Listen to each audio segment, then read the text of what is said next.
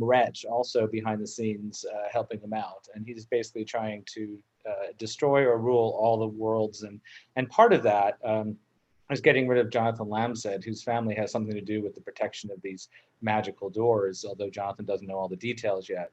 And so in this scene, from Ruthless's point of view, this monster that Crowley has sent after Jonathan and his friends, who are trapped in Aurora, beset by Crowley's spies and whatnot. Basically, they're in the Alps in the Alt-Earth, and Ruthless is pursuing them. Her task is to bring back or kill Jonathan Lambshead, but on the other hand, she's also been kind of co-opted by spies for the other side, who she calls her friends, and by Napoleon, who doesn't really like being Crowley's military advisor. So I think that pretty much sums up this excerpt. Also, you should know that guns on Aurora shoot out bears. That's a key point that you would otherwise be confused about. So this is actually chapter 33 in this long ass book, Jaw Palm Gra Mar.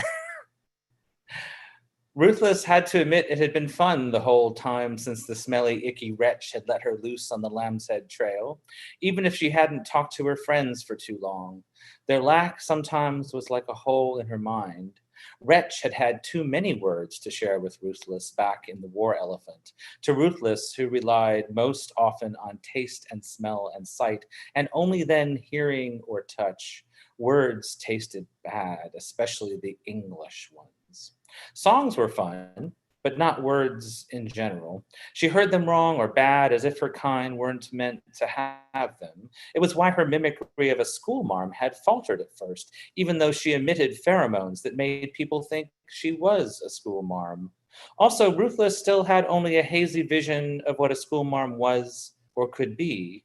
Wretch hadn't thought it important, had only shown her a diagram or two. She had the idea that a schoolmarm told people what words to use, or that human children followed schoolmarms in packs like wolves, but for what reason? Grammar, Wretch had told her once. Grammar? Grammar? She had dipped a hand mouth into an alpine stream and run her jaw palm across rough and smooth stones to make the sound. Grammar. It still meant nothing. She could say words, even string them together into what the spec, her friend, had told her were sentences, even though when Wretch spoke of sentences, it mostly meant bad things happened to a long row of kneeling men. How could words strung together smash through anything? But Ruthless could not control how the words sounded or were received by others, much as they, unlike Ruthless, could not control how they smelled or tasted. She had told the woman with the weird belching stick who smelled like old bandages and sweat and mud that she just wanted to play. And Ruthless had truly meant play in the way that she and her friends had played, but it had come out more like a gargle belch with steam shooting uncontrollably from the blowhole on the back of her head. Then the weird iron stick had belched in a rude way in reply to her polite belch, and what had followed was a not fun time of fighting too many bears. She liked bears, liked them very much, and often felt that she was very much like a bear. So she had only killed and devoured 2 of them to keep strong, and the other 4 decided to go far away from her, which was good, but also not fun.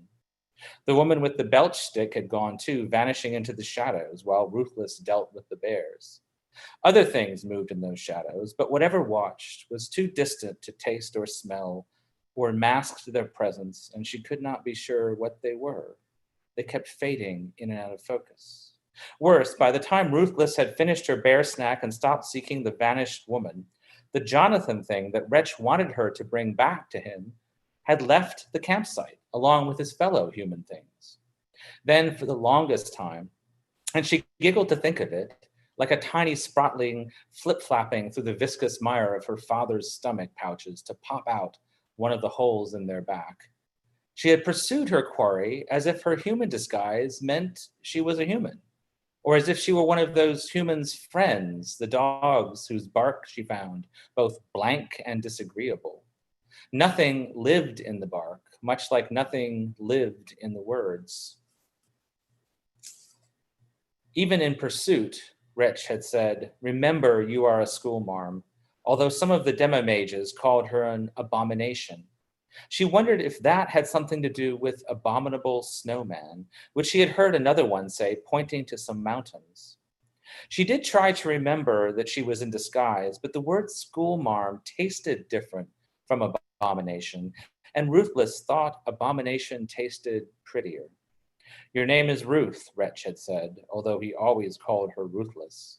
But she knew her real name was, and bear with me, Blar Glar Arfangi Ustora Cabri Pikey, in the tongue of her people, which I'm clearly not very adroit in. For that was the sound the Blargar made when it bled out in the swamps of Sarfang many eons ago and created the eternal effluvium. Yet there were none of her people on Aurora, and her friend the Speck had told her that she'd been plucked from a far distant place, and one day, if she was lucky, she might make it home.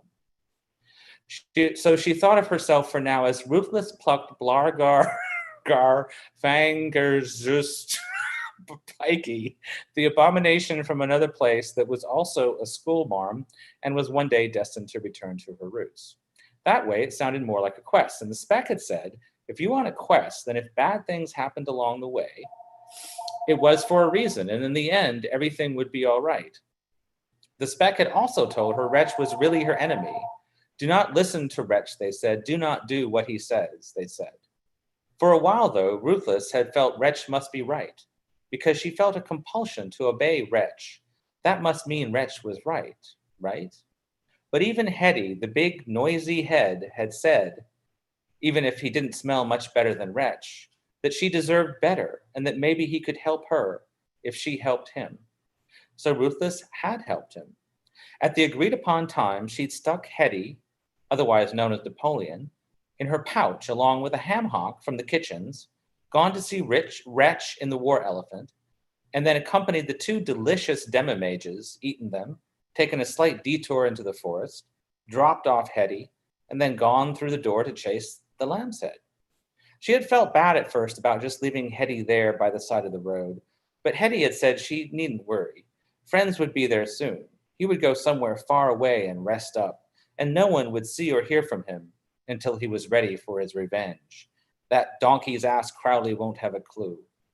So there was no way she could get in trouble because no one would find him right away. But Ruthless wasn't sure what trouble meant. Was it like a storm? Hetty had also liked her pouch. Ruthless knew he would. Hetty had come out of her pouch amazed by it and changed. They often did, if it wasn't someone she planned to eat. Those she put in a special place in the pouch. Her people were known for their amazing pouches, and Ruthless was quite proud of hers, which was a spectacular example. It contained all of the things. Thank you for listening to my monster.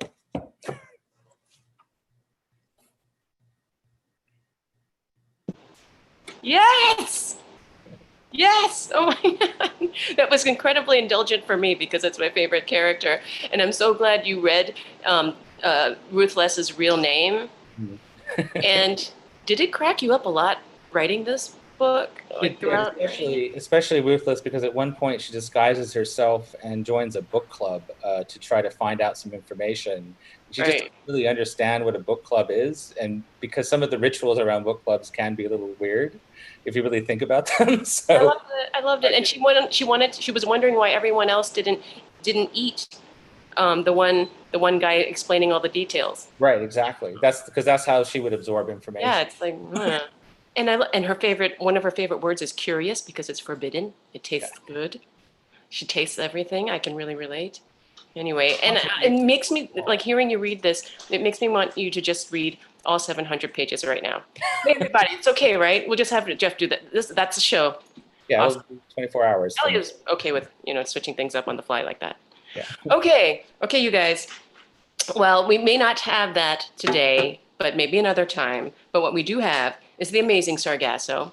The amazing Sargasso is not just a fortune teller. He's a fortune shaper, a fortune shifter. He sees the unseen and he smells the unsmelled. So you know it's going to be a good interview. Please welcome the amazing Sargasso.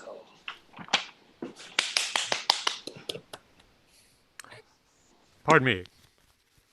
I'm sorry. Can't be too careful. Mr. Vandermeer, Yes. Dr. Lambshead's premier chronicler, the man with the Marmot juiced for any occasion, author of the galvanizing manifesto and cri de coeur and peculiar peril.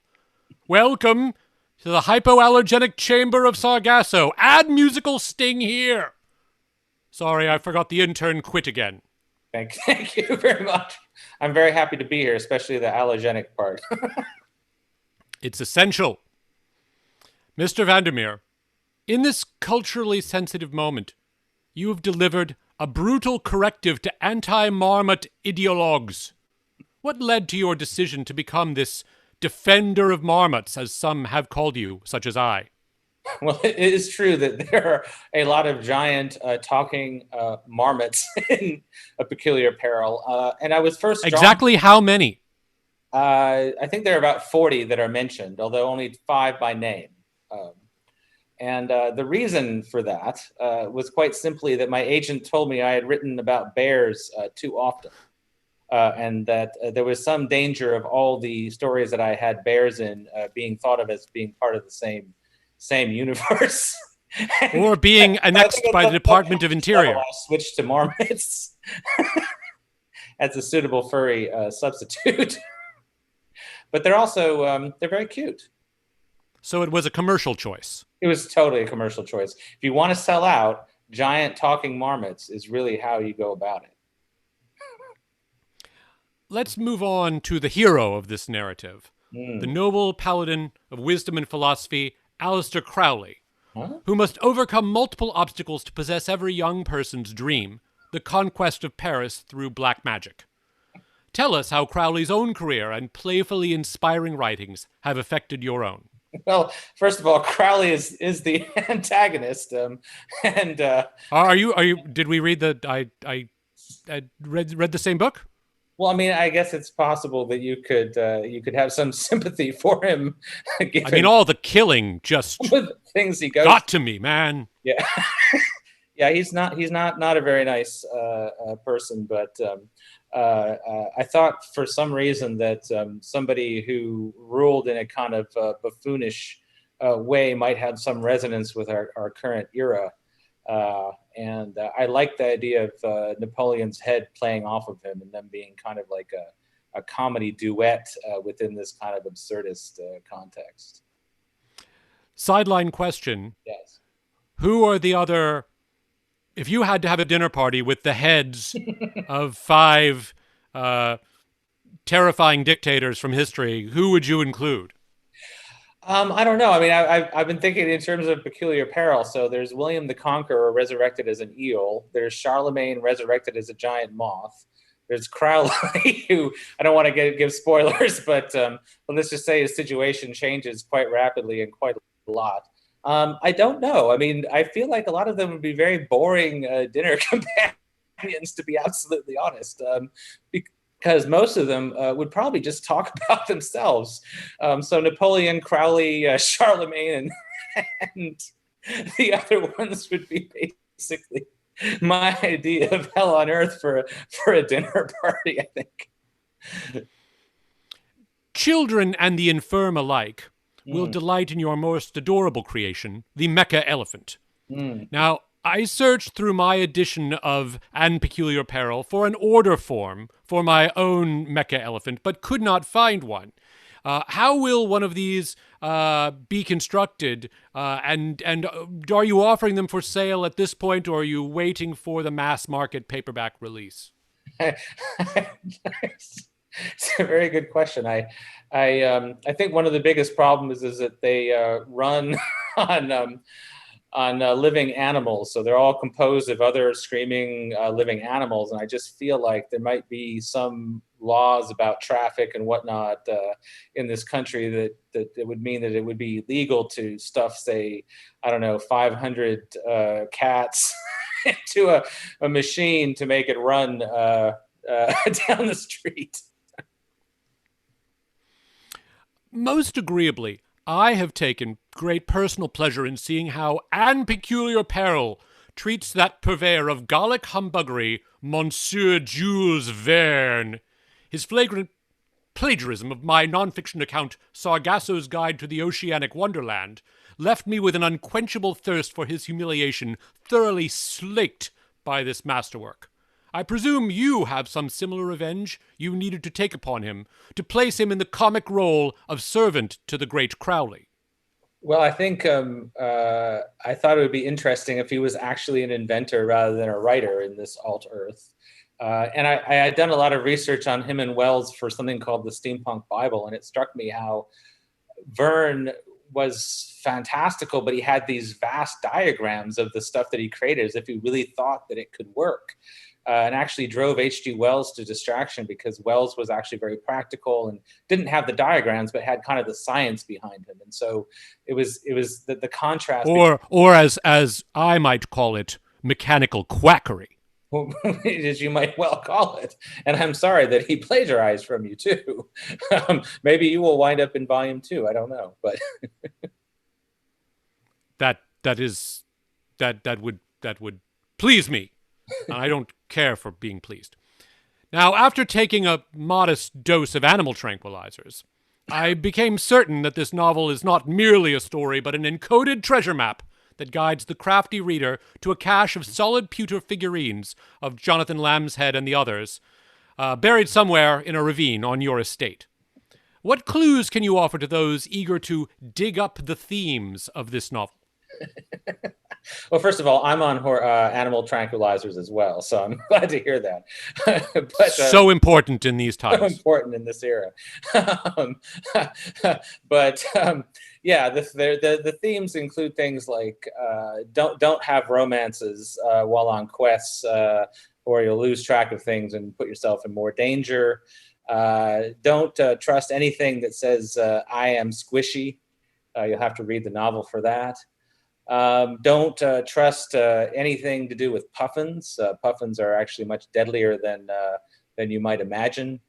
Wisdom every child needs to learn. Yeah, so there's not really themes so much as life lessons, I think. It's just literally 700 pages of life lessons. So really it's a guide to how to live your life. It's kind of like a how-to, a life coach, I think. Sorry, treasure hunters, you'll just have to continue to explore the mystery on your own. You're up against a master. My final question to you: if you were forced at spear point to go through a portal to a world constructed by a lesser fantasist, what would it be? And what weaponry would you take to conquer it? Feel free to be terrifyingly graphic. A lesser fantasist, huh? I am going to not answer that question on the grounds that social media might destroy me. Sorry. Those jackanapes! This interview is concluded. That is satisfactory. Thank you. I survived it. Amazing. Because he's Sargasso and he's the amazing Sargasso. Now you know. He asked all the questions, right? That everyone wanted to know. Yes, absolutely. Oh my God. And that explains why I feel now more prepared for life after reading this book. You know, it's because it was full of all those life lessons, you know. And you really they really sink in after 700 pages.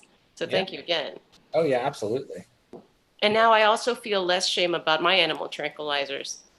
Good. Thank you, guys. All right. Thanks so much. One more round of applause for the amazing Sargasso. Feel that virtual applause. Everybody can unmute and applaud if you'd like. And thank you, Jeff, for joining us. And we'll see you again at the end. All right. Right now we have our first musical guest, and he is a songwriter, he's a poet, he's a frontman for rock band King Missile. He's right here with his latest song for you. Please welcome John S. Hall. John S. Hall needs to turn on his camera, otherwise I can't spotlight him. John S. Hall is gonna turn on his camera. I think it is on. Believe in him. There he is. Look, what a cute shirt. All right. All right. John, reading fantasy makes you younger, right? What does? It's anti-aging. That's what I think it is. It's nice to see you. You look good. Well, thank you, Susan. You look good too. So my song is about Aleister Crowley. I believe that is how it's pronounced. I hope so, because because one of the rhymes won't work if I'm mispronouncing his name. I wanted to write the song about Aleister Crowley because I read a lot of his books in the 30s, and in my 30s, I mean, not in the 30s. I'm not that old yet, but and I felt like I got a little, as I was reading the book, I felt like Jeff wasn't really being fair to the historical figure of Aleister Crowley, based on my limited experience with him. So I wrote this song called Aleister Crowley, and here it goes.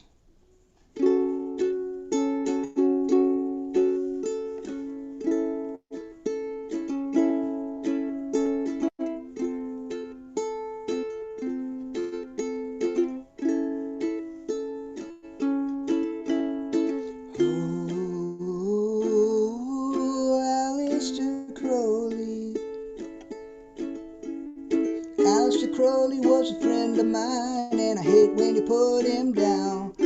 He got me through some very hard times and turned my frown upside down. He taught me about Kabbalah and Gematria, yoga, magic, and tarot. I felt empowered and edified. He taught me things I did not know. Aleister Crowley was a friend of mine, and I hate the way you make him sound. The way characters talking about him makes him seem like an evil clown. Yes, he said he was the beast, 666. But I think that was just another one of his marketing tricks. Yes, it's true, he said he was the beast, 666. Was just another one of his marketing tricks. Ooh, 666. Aleister Crowley was a friend of mine, and I hate how you put him down. He got me through some difficulties, picked me up off of the ground. Okay, maybe Aleister Crowley wasn't all that cool, but I don't like to see him being subjected to ridicule. Don't put Aleister Crowley down. Maybe he's a little bit evil, but I don't think he's a clown. He got me through some difficult times, picked me up off of the ground. Ba-da-da-da-da, don't put Aleister Crowley down. For the love of Satan and everything unholy. Why do you have to pick on old Aleister Crowley? For the love of Satan and everything unholy. Why do you have to pick on old Aleister Crowley?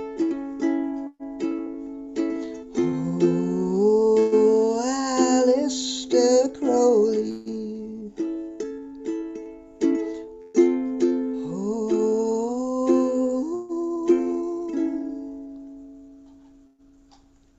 That is all. Thank you.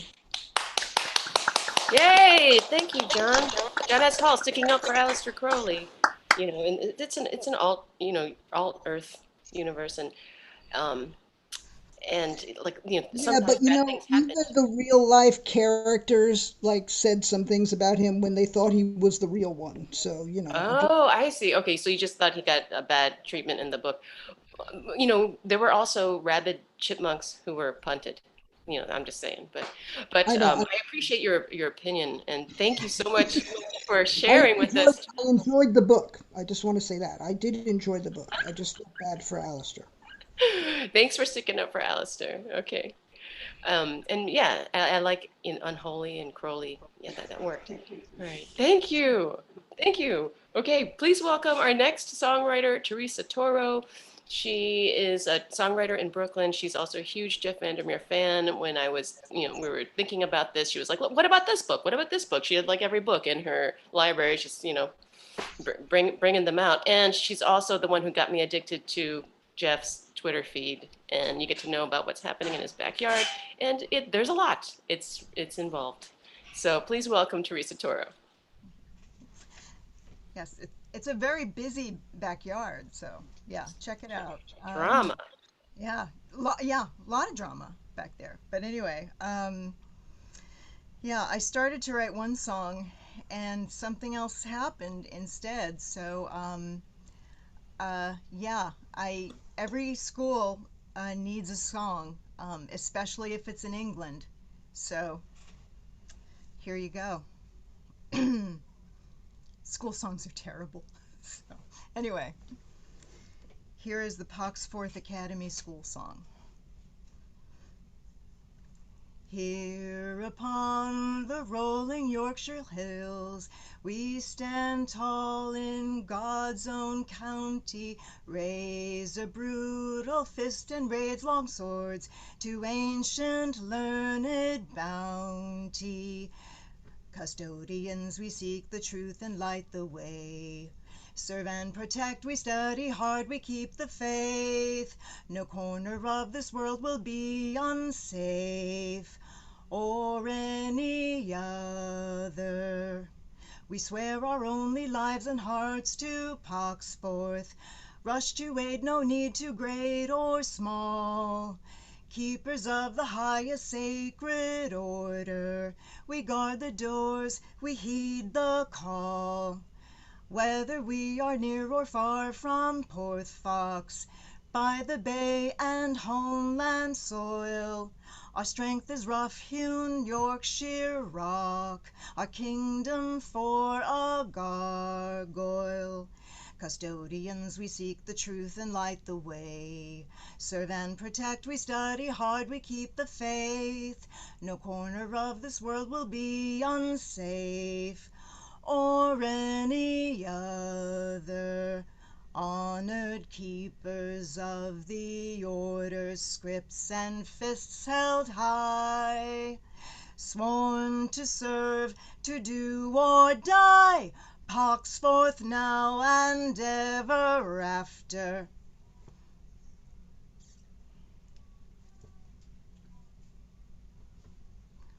Poxforth. I'm all riled up.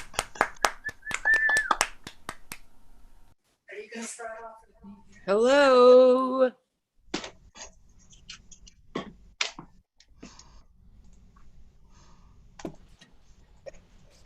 Thank you. Thanks, Teresa, for that. Oh, I'm going to do this from Uni's phone, and I hope this is working. Okay, but okay. All right. Hi. Thank you, Teresa, for that. For the school song. That was so necessary. I feel complete now. I feel complete.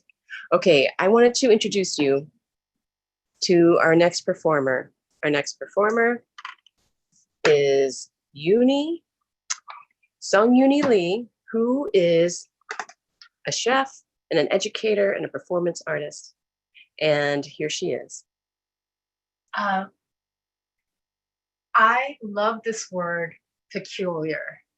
For me, it denotes curiosity, and it's the curious nature of food that got me into the culinary arts in the first place.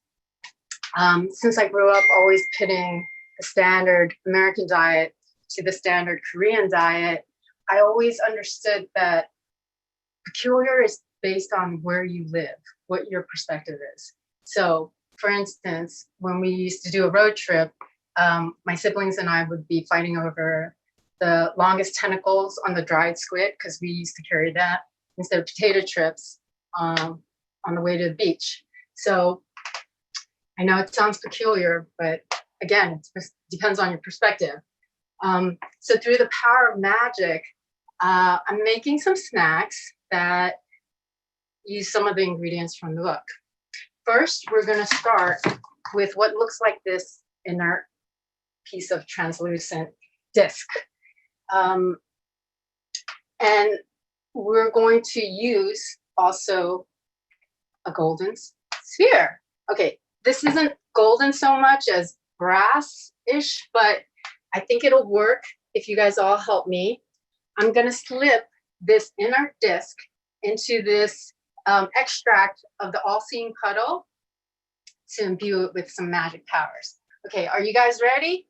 All right. So once I close my, once I put the disc in, you're gonna close your eyes and you're gonna listen quietly for the song of the golden sphere. Okay. Shroop. There we go. Oh, golden sphere. Let something dead become alive. Let something brittle become soft. Let it breathe, sing and dance. Hold and beholden. Be soft, yet sticky. Aurora, lamb's head, Titi. Aurora, lamb's head, Titi. Aurora, lamb's head, Titi. And now you will be able to see the transformation. It is now wet. Well, actually what it becomes is a very flexible and elastic skin that's very akin to our skin. And with it, we can roll up some of the ingredients and create these appendages that look very fleshy and look like body parts. But let me show you where I sourced some of these ingredients from Aurora. Yes, here we go. Here we have Marmot Poop. Marinated Marmot Poop is one of my favorite ingredients. So delicious. Susan, you've got to try it. I think you'll like it a lot. Next, we have the leftovers from the burrower with the billion earthworms getting squashed every second. Not very conservative, but I can deal with it. Here we have some green slimy tendrils. They are from Ruthless's unspent tendrils, and maybe some of it is even from her pouch. Oh, pouch, I love the pouch. Yes, we need to discover what's in the pouch, don't we? Then we have like a little bit pared down Honey, I Shrunk the Kids version of the giant snails. Yep. Here we go with the escargot. And then here we have white and red blood cells. And because of their smell, which is pretty pungent, noxious, it reminds me of the character called Wretch. And lastly, because I am a little bit of a health nut, or I believe that actually food is probably one of the most strongest tools for transformation, we have just some straight up vegetables. This is a unique but pretty ubiquitous ground cover that grows everywhere. This is called Purslane, and it has a crunchy texture. It also is a little bit slimy, but tastes like a lemon head. Slime again. Yes, all relative, food and a peculiar peril. Here we have a peculiar cucumber that's about as long as a thigh. Okay, check that out.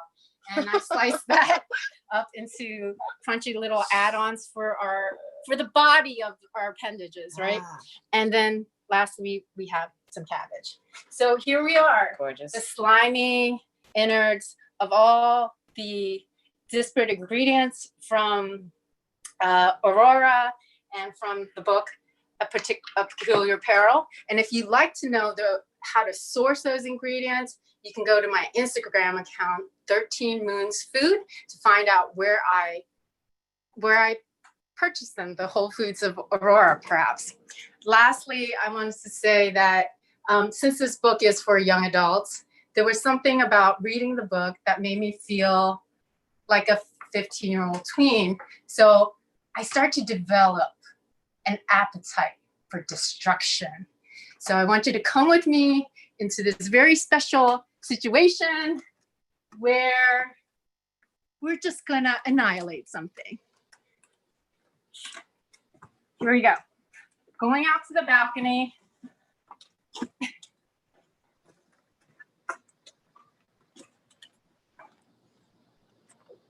This is the first time for Bushwick Book Club to stand over the balcony. No, we did this like in 2004. Oh, you did? I'm right. just kidding. Okay. So, thinking about that scene where one of the characters' body part blows up, gets exploded, And I think Jeff referred to it to as like a really terrible food fight. So what we're gonna do is we're gonna toss the watermelon 3 stories down, and we're gonna thank the watermelon gods. We're gonna thank the sun, the stars, the vitamins that help this grow. We're gonna thank the farmers for making it, bringing it to us, and then we're gonna have a cathartic release from collectively observing the annihilation of the body of the watermelon. Are you guys ready? Do you want to do the countdown? I think they're ready. Okay. 1, 2, 3. That was so cathartic. Oh my gosh. I have to say that was pretty cathartic, Uni. All right. Thank you so much for that. Very for that thrilling. ritual, that Bushwick Book Club ritual. All right. Thank you so much. We're gonna go on to the next performer, but meanwhile, we're going to have Uni go down and show you the carnage.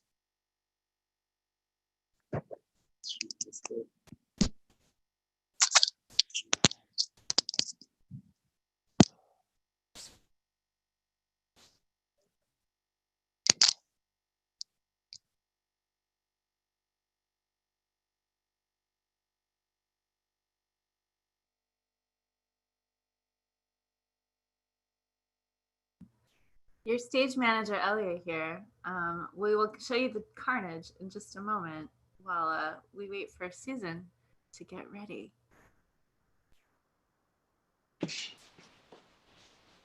Hi. Hi. Hi. Yeah, I'm sorry if the carnage footage is not working. the carnage phone is not connected, but if I see it, I'll reconnect it to the spotlight. We'll show you the carnage later, though. It's just too bloody. Yeah, we'll show you the carnage. We'll show you the carnage soon, but it was pretty graphic. Okay, all right. Thank you so much for that. The carnage, it was so bloody. It was like, I don't know. We thought maybe it wasn't really good for young audiences, and we didn't know who was watching. But I wanted to share with you my song, and I'm really glad that we had that cathartic ritual that involved the stuff of life, you know, food, a watermelon sacrifice. I wanted to bring attention to, speaking of food, to the kimchi jar, the kimchi tip jar. This is, you can support rituals like this through PayPal at trout@bushwickbookclub.com, and also Venmo at Bushwick Book Club. Okay, just want to let you know you can support artists that way, and artists who read, but we're also donating a portion of our proceeds to the St. Francis Wildlife Rescue Foundation, and that's one of Jeff's favorite animal rescue organizations in Florida. So we're going to donate a portion of today's proceeds to them. You get to help animals and artists. It's that kind of day. Also, I want to mention the pouch again, just because I feel like that could be a trending thing like ayahuasca. It seems very life-altering, doesn't it? I kind of want to get in that pouch. I have a lot of curiosity about it, you know. You could use it as a new form of therapy for treating depression, maybe, like they do with ecstasy now. Right.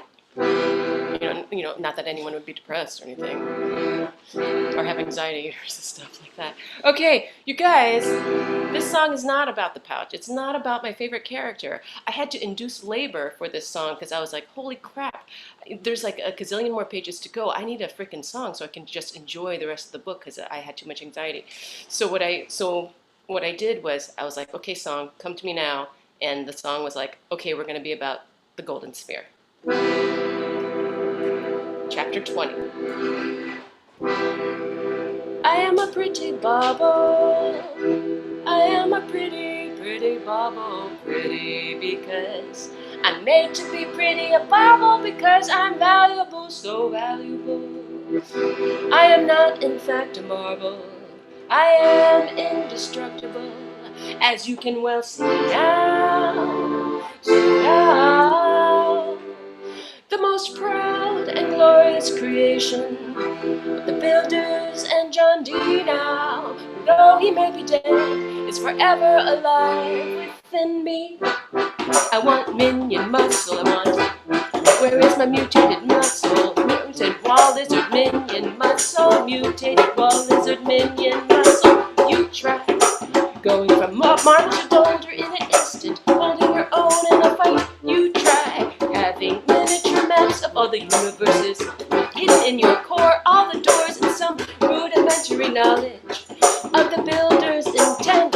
Intent, it's overrated, and all that is gold is not good. All that is gold is not good. All that is gold is not good. But now, my good man, I must have gone. That means to go, to leave, you see. Don't want to get feeling lonely, being the sole member of my species. Off I go into the supernatural sunset. Off I go into the messy mess made by messy messling. Off I go into the supernatural sunset. Off I go into the messy mess made by messy messling, who suffers so from lack of smart. Off I go to feel the wind in my nanoparts. Nanoparts, nanoparts.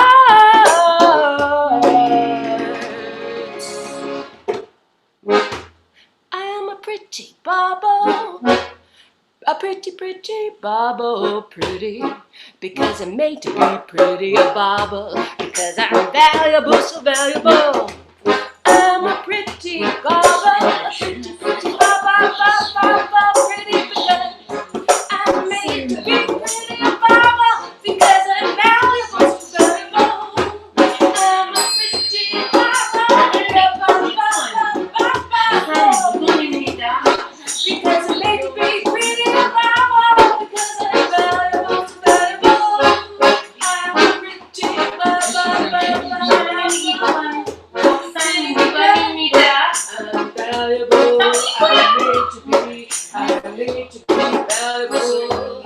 I'm a pretty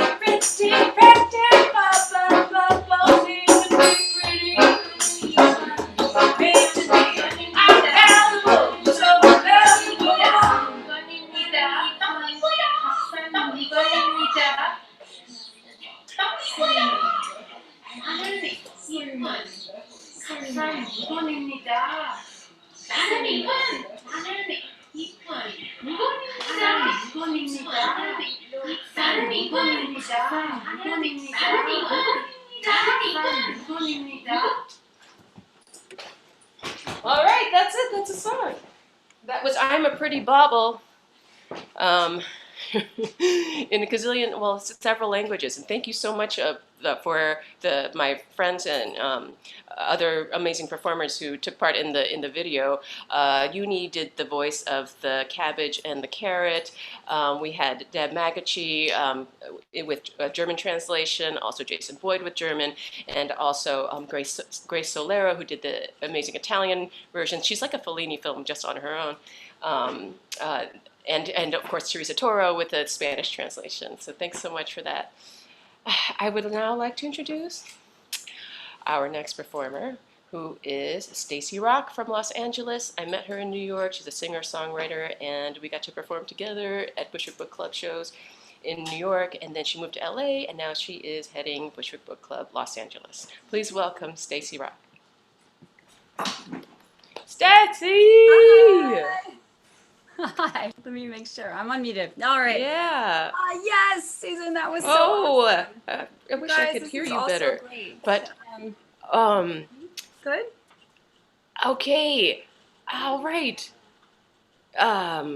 We have Stacy in LA, and once we can hear her, she's gonna Is sound it not? amazing. You can't hear me? I heard her a little bit before.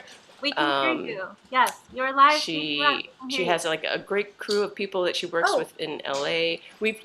We've traveled out there to do shows with her, and Susan's still talking. right? You can tell by looking at her that she sounds amazing.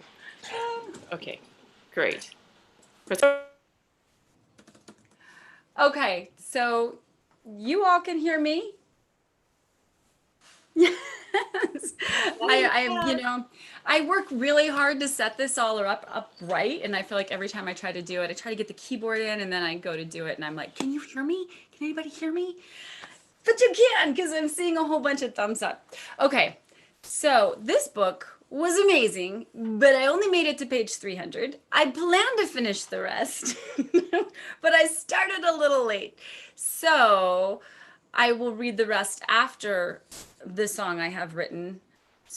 I tried to write a different song, which was kind of like prettier and like old-fashioned country, and it just didn't work with all the images in my head. So what came out is what I'm going to be playing right now.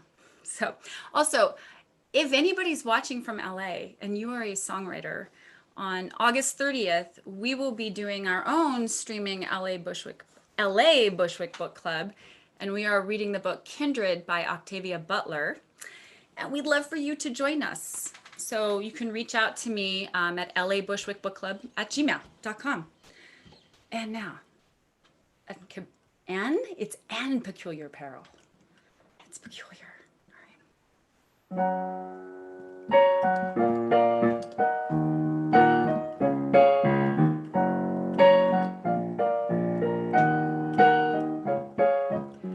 Feels like I've got my head in a jar. I can see, but I can't see far. Inside my tank, I'm a disconnected barnacle. Outside the world is a burning carnival. Enter the war machine. Wobble, wobble, my head is a bobble, a tiny shred. A toy, a trinket for the warriors, the generals. They feed my snippets of their paranoid protocol. Eliminate the middleman, accelerate the curtain call, and bring in the war machines. Bring in the war machines.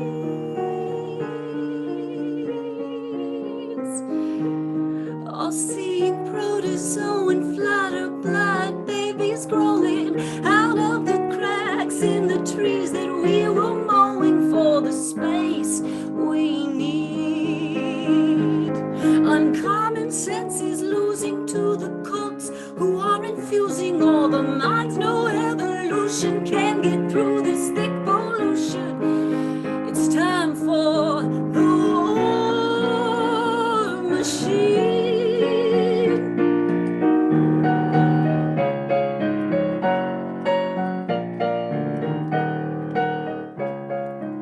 Sometimes I feel like my head is a jar.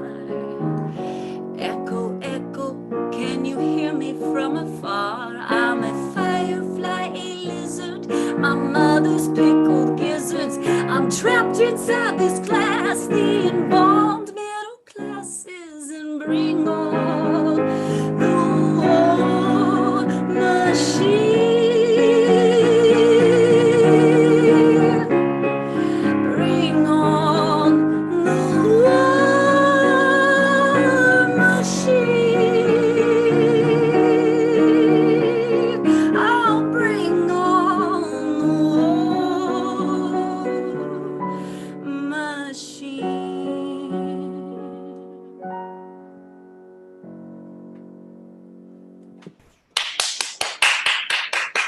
OMG!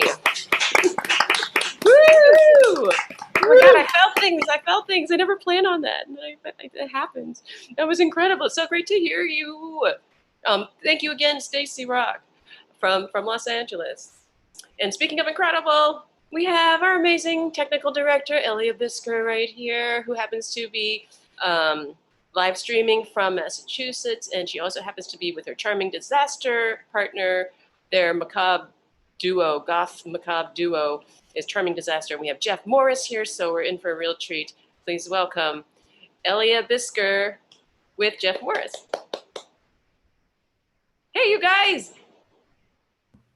Hi, we unmuted ourselves and everything. Woohoo! Yeah, hi, this is a fantastic show so far, and we're having so much fun hearing everybody's work. And Stacy Rock, I miss you so much. There was a golden age when Stacy was in my band and I was in Stacy's band, and it was just like, it's like love all the time. This is the best. Yeah, but this is good too. We are at my parents' house right now. We're actually in Westchester, not Massachusetts, because they're in Massachusetts, which is why we're able to be in their house in Westchester. So A Peculiar Peril. I am about halfway through it so far. Jeff hasn't read it yet. But I've read all the other books by Jeff Vandermeer, which is true. Oh yeah, that's true. You're kind of a completed. I am. Yeah. But I feel like every book club needs somebody who hasn't read the book who can then just reconstruct the book from what every song tells you about the book. Yeah. Because like you must have some idea by now. Yeah, I'm getting it. Yeah. But the thing that I wanted to write a song about in the book was the Comet Man. Not only because in the book we hear that the Comet Man sings a very beautiful song that we get a little inkling of. But also like Comet Man, it's like Rocket Man or Star Man, like it just kind of. It's just asking for I a song. was asking for a song. So here it is. Okay. Some say that he came here in a rocket ship, a celestial beast from deep in outer space. Others say you are the Emperor Charlemagne, with a hidden kingdom underneath the lake. You're a comet man, looking for a hug, but you're a comet man. Incinerate the ones you love, a comet man. You'll never find a home, 'cause you're a comet man. You'll always be alone. When you came out from the crater you created, your loneliness was wider than the cosmic sea. You tried to make a friend of anyone you could, blazing hot and seeking company. You're a comet man, looking for a hug, but you're a comet man. Incinerate the ones you love, a comet man. You'll never find a home, 'cause you're a comet man.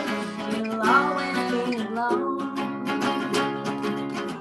You'll know you when we see you, you'll be engulfed in perpetual flame. When it's time to meet you, try at least to learn our name.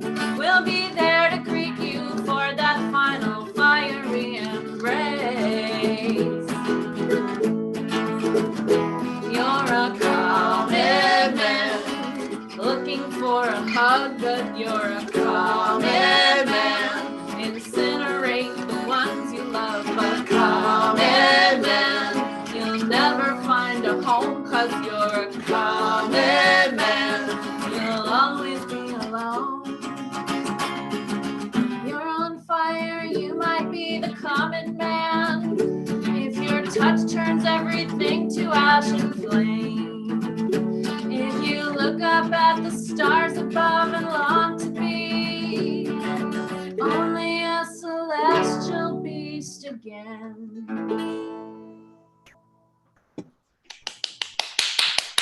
Woohoo! Yay, we have a Comet Man song. That was terrific. That's Charming Disaster right there, everybody. Ellia Bisker and Jeff Morris. Hello. Thank you, Susan. Oh my gosh, that was awesome, Ellia. Thank you. Wow.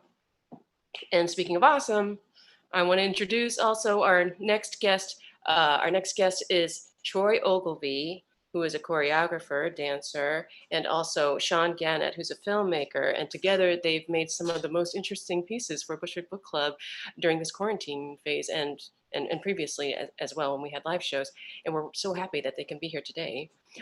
There is a warning. If you're sensitive to ASMR sounds, you may want to turn this down. Maybe just, a little mute right here. Please welcome Troy Ogilvie and Sean Gannet.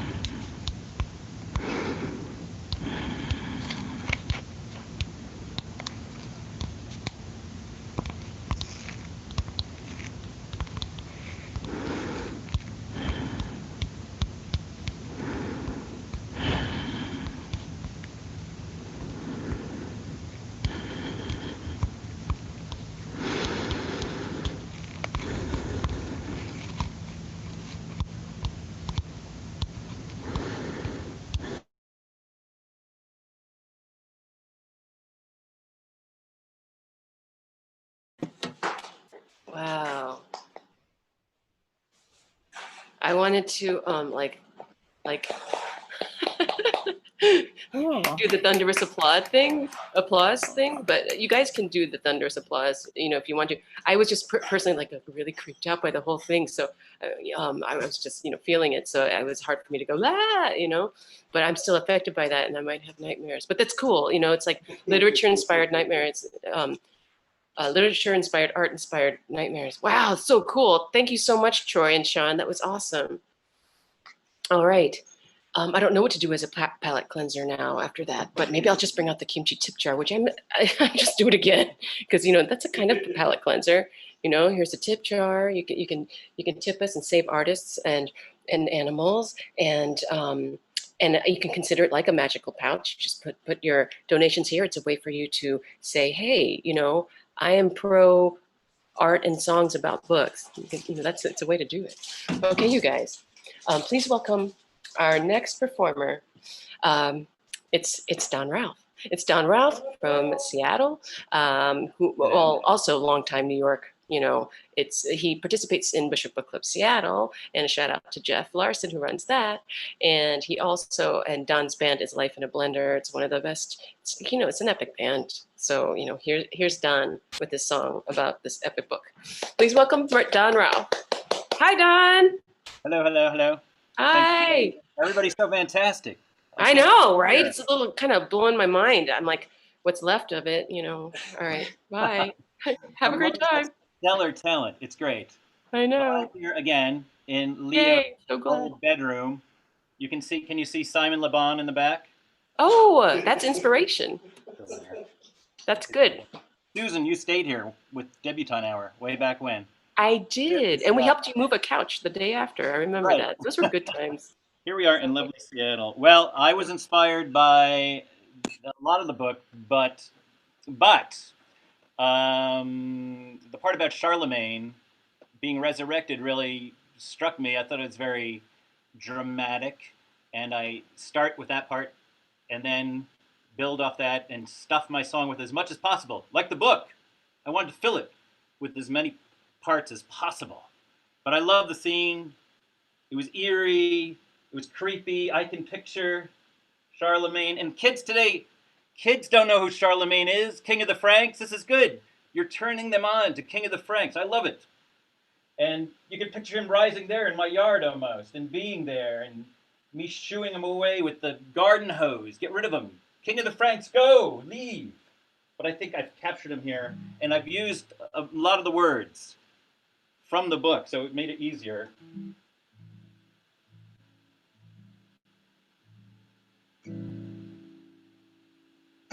Okay, here we go. Sorry.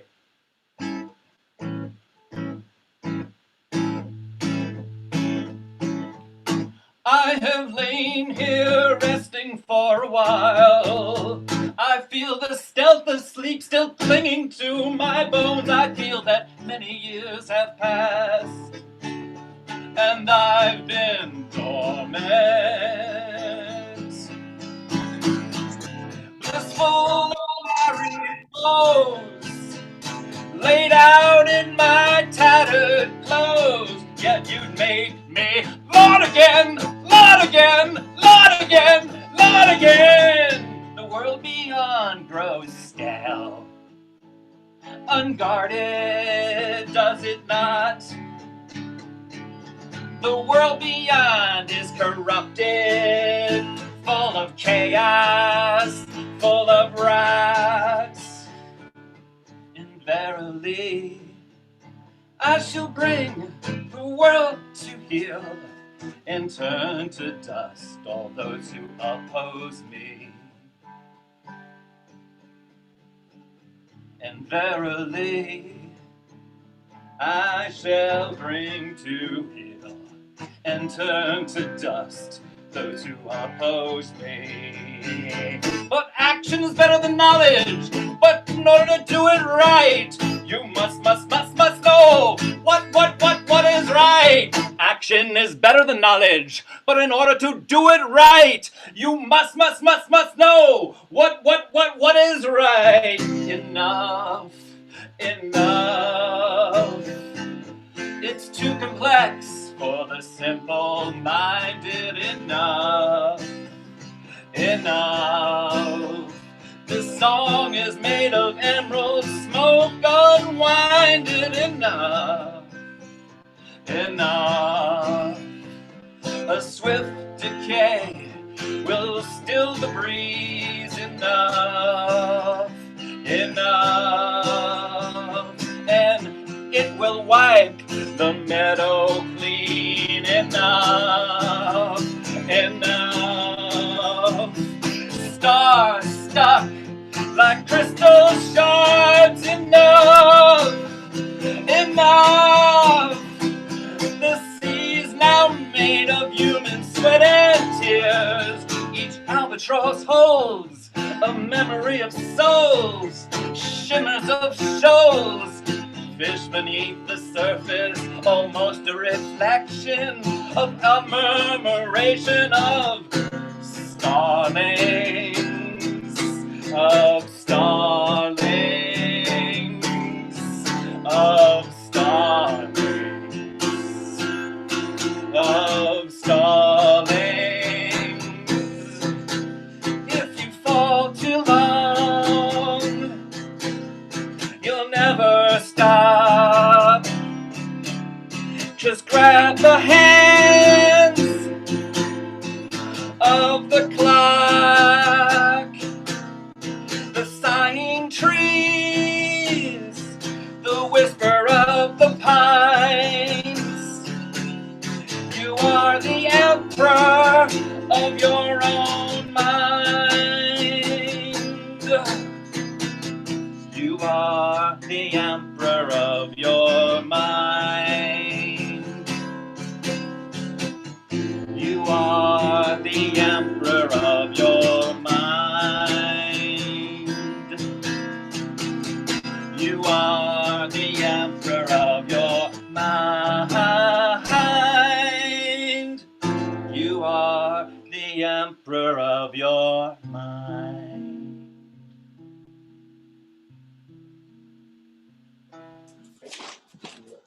Oh my, oh my, oh my, oh my. I was just like singing along that whole time. It was amazing. So Thank you so much. Oh my gosh. That was a palate cleanser. By the way, there's one quote in there that's supposedly absolutely from Charlemagne, and I can tell Jeff all about it. But but thank you, Jeff, for the great book. Thank you, Don. Thank you, Don. Oh, I'm getting a call. Hold on. Wait a second. Should I answer the call on my rotary phone that is not plugged into anything? I think I will. Oh, hello. Oh, what? You guys, it's the next performer is Charlie. That's what it is. Wait a second. I'm getting a different call. Wait a second. Hold on. I have to show you because like I have another. A lamp that's also a broken phone that doesn't seem like it should work, but why do I have this? I don't know. I've had it since like 1995. Hello? Oh, yeah, he's my bandmate. We're in a duo called Lusterlit, and he's got a new song, and I can't wait to hear it. I haven't heard it yet, and I love Charlie's song, so, we should just bring him on right now. That's right. Okay, we're going to bring him on. We're going to bring him on. Thanks, Charlie. Woo! Oh, I'm here. Yay! I'm here in a little room, and the song came about in a little room, and I decided to make a music video, and this is probably ill-advised, but it's I don't know, where megalomania meets mysticism and trouble happens, and so I'm going to share screen, and I'm going to find the video, and I'm going to play it. I hope you guys like it.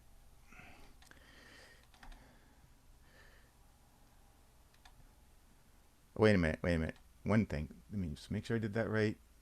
I did that too quickly. Hold on. The things are checked. Okay, I was right. Here we go. Share screen.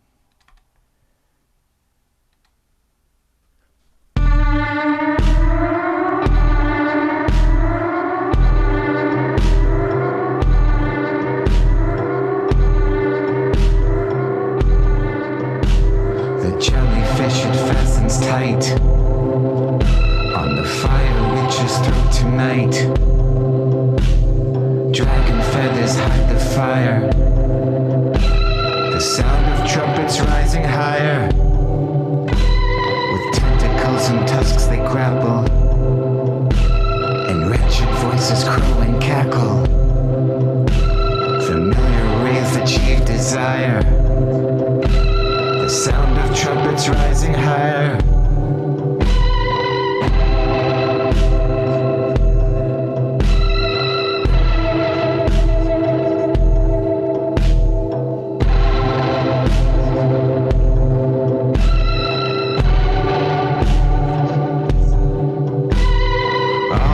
the secret world's hermetic lend themselves to your cash-in, administer your anesthetic. Your other hand pulls out the pin. They'll say you were Illuminati, the order of the Golden Dawn. You think you're climbing up a mountain. You're just the game in all the pawns.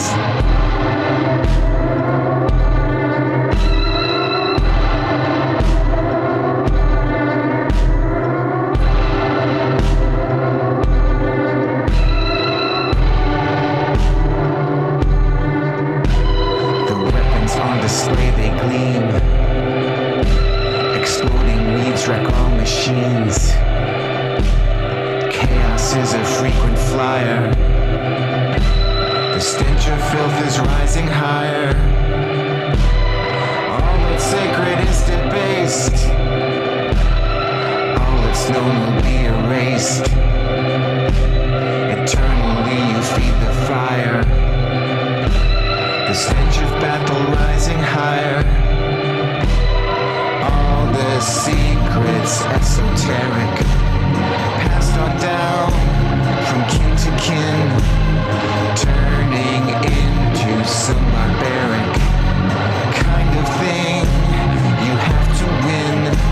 You think there are Illuminati, the order of the Golden Dawn. You're climbing up a mountain. You're just the game in all the pawns. Weapons wound and necks are breaking as our family expires. These are myths that you are making.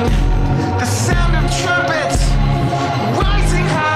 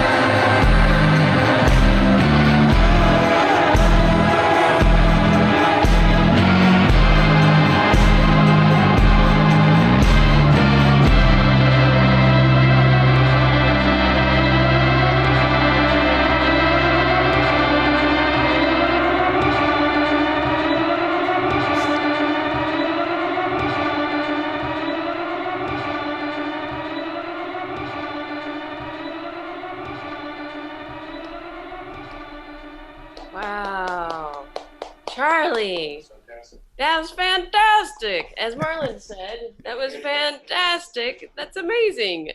Charlie, Jesus, he did that just like, you know, all this afternoon. That's incredible. Actually, I don't know. But yeah, it's amazing. Charlie Nieland, everybody. It's charlienieland.com. And yeah, he's like, no holds barred. I think that's Charlie's middle name. Oh, look at that. The piece was so moving, my whole apparatus just fell. That's incredible, energetic stuff. All right, you guys, thanks so much, Charlie. Our next performer was going to live stream direct from Ireland. He's on a farm and their Wi-Fi connection is not so great. However, he did record his piece for us. And Charlie, if you could bring up his photograph, maybe we can just give you a look at Bob Gallagher, who is a filmmaker and a songwriter. I didn't know I had to have that ready. Oh, it's okay, no problem. I'm just ready with this video. It's all right. I'll just read what he wrote us. This is Bob's intro to his piece. He says, "I wrote my song based on chapter 16, Neither Ghost Bear nor Wraith Shall Love Thee, and imagined that maybe the chapter title was borrowed from an old ballad that existed in the universe of the book. I figured that if Aurora existed, then there would have been a lot of mythology around it in traditional ballads. In Ireland, this would have been mixed up with various otherworld mythologies that grew up around passage tombs, fairy forts, and mysterious islands like Hybrazel and Tirnannog, the land of youth. The choruses are written in the Irish language to root the Aurora mythology in a time before English balladry entered the tradition. So it's an old fake folk song built on top of an even older fake folk song. The first line, and he writes in parentheses, good luck pronouncing this, is Aurora is gan diora a biamid ansin, which translates as Aurora, it's without tears, will be there. So it's used in an idealized other place like Elysium or Avalon. I had high hopes of filming a performance at this hawthorn tree, which happens to be growing out of a Neolithic passage tomb at the farm where I'm quarantined. But as you'll see in the shot I took, it was to further endorse stereotypes of Ireland, raining. The hawthorn tree is also known as a fairy tree, and in Celtic mythology, they marked gateways to the other world. So I thought that might be a fitting thing to look at while you're listening. Sorry I can't be on the Zoom, and thanks for including me all the way from here in Ireland. Bob. That's Bob's message. Here's Bob's piece.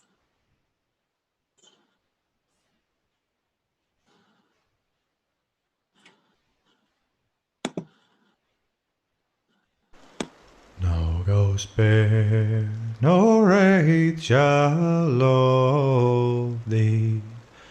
Rest not in their dead embrace.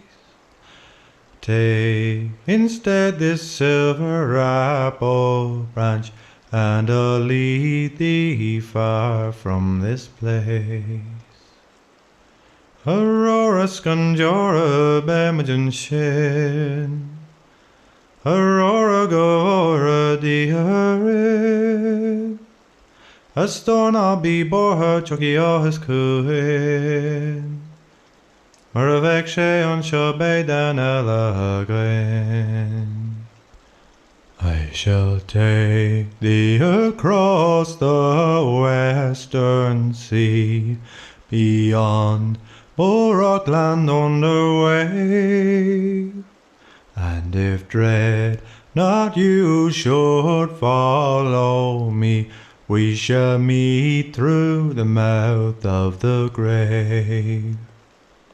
Aurora Scunjora Bemajan Shin, Aurora Goira Diarin, a storm I'll be bore her chucky soonest cooin.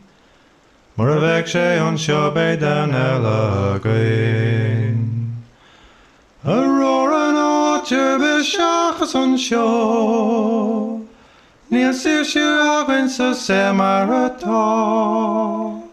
Rachim a Jotja Bishachas on Shin, Hybersel Chocton no Tirgananen. In another world, what might have been Beyond tears and pull of the tide, there is a peace we ne'er shall ken, for it's here that you have chosen to abide. Aurora's conjurer of emission shin, Aurora Goira diare.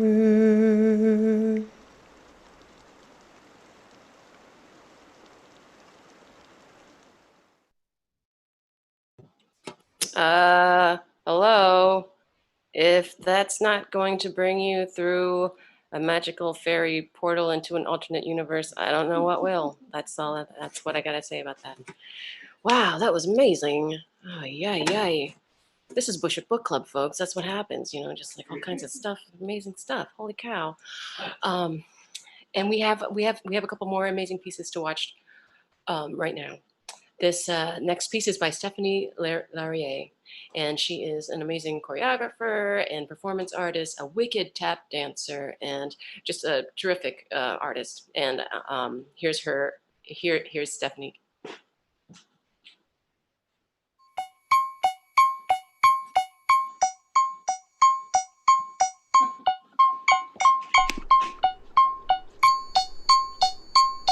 Le cœur d'un homme d'État doit être dans sa tête. The heart of a statesman must be in his head.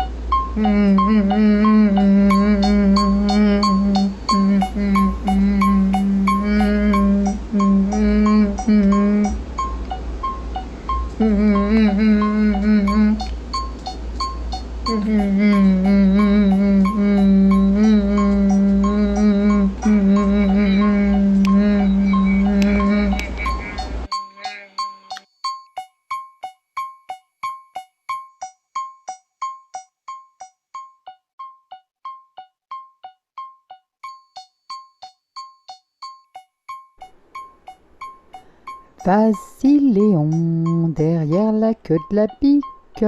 Vas-y Léon, t'auras des petits bonbons. Napoléon est mort à Sainte-Hélène. Son frère Léon lui a crevé le bidon.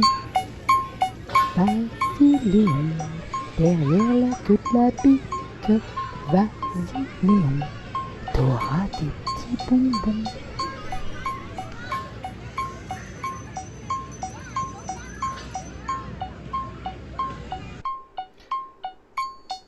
Je suis annulé de la nature humaine. J'ai besoin de solitude. I need solitude and isolation. Grindr bores me. La gloire The feeling is dried up. À 29 Glory is dull. J'ai tout épuisé. At 29, I used up everything.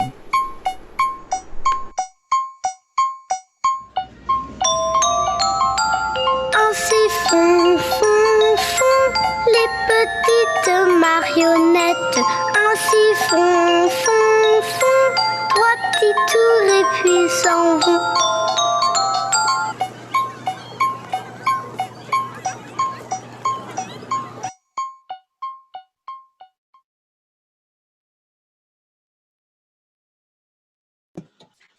Wow. What's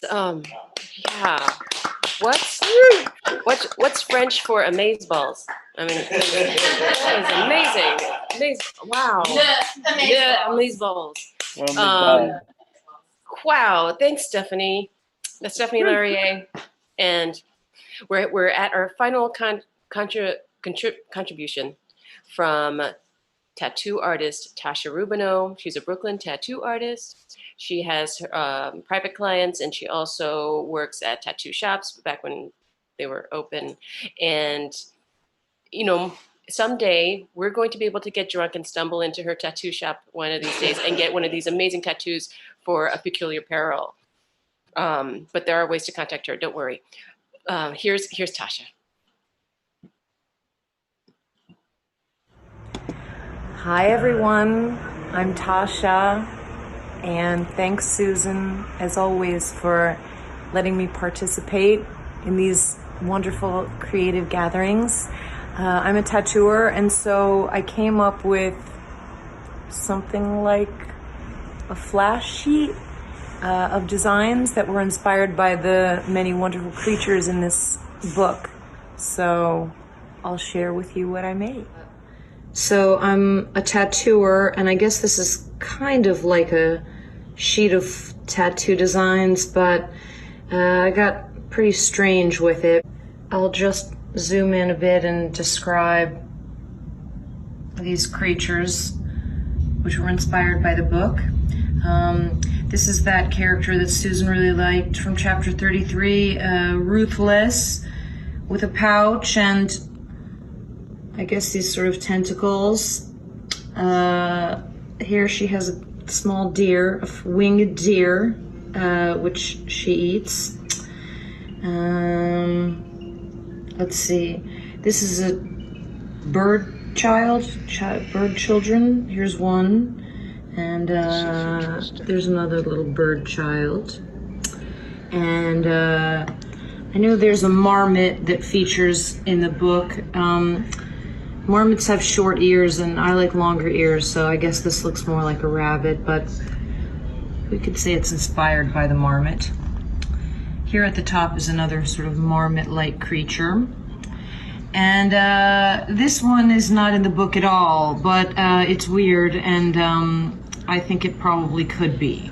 Something tells me that all animals of all kinds are allowed in this world, in this particular book. Here's my information. If you do want to get a tattoo or ever have a commission or drawing or anything like that, that's what I like to do. Okay, that was my little guided tour. And thanks again for looking and for making music and art and being creative and fun. Yay, Tasha Rubino. Let's all get inked, you guys, with a peculiar peril tattoos. And that's our show. That is our show. I'm inviting everybody back on right now for the curtain call. That means you guys, everyone who performed. I want to thank everyone who created new pieces. I want to thank Jeff Vandermeer for being here. Did you ever notice that Vandermeer sounds like a magical creature? What does a Vandermeer look like? You know, and what kind of crazy stuff does a Vandermeer do? But everybody unmute, and because we need to do the group hug. And this reminds me of the section in the book where they say, beware the group smother about the Marpots, remember? This is the group smother, you guys. So thank you, Jeff. Thank you so much. Thank you. Unmute yourself. That was amazing. Thank you, everyone. Bye. Thank you. Thanks for another great Bushwick Book Thanks. Club. It's really wonderful, really amazing. Thank you. We'll see you next time. Our next show will be probably August, September, and I believe it will be William Melvin Kelly, a work by him, and we'll talk to you more about it. And we're excited for this amazing show. And boy, wasn't this fun! So much fun. Thank you all so much. I think there's Charlie. You're gonna share one final screen with the Are you ready? All right. Thank you. So let's all wave goodbye to the nice people. Bye. Everybody, good seeing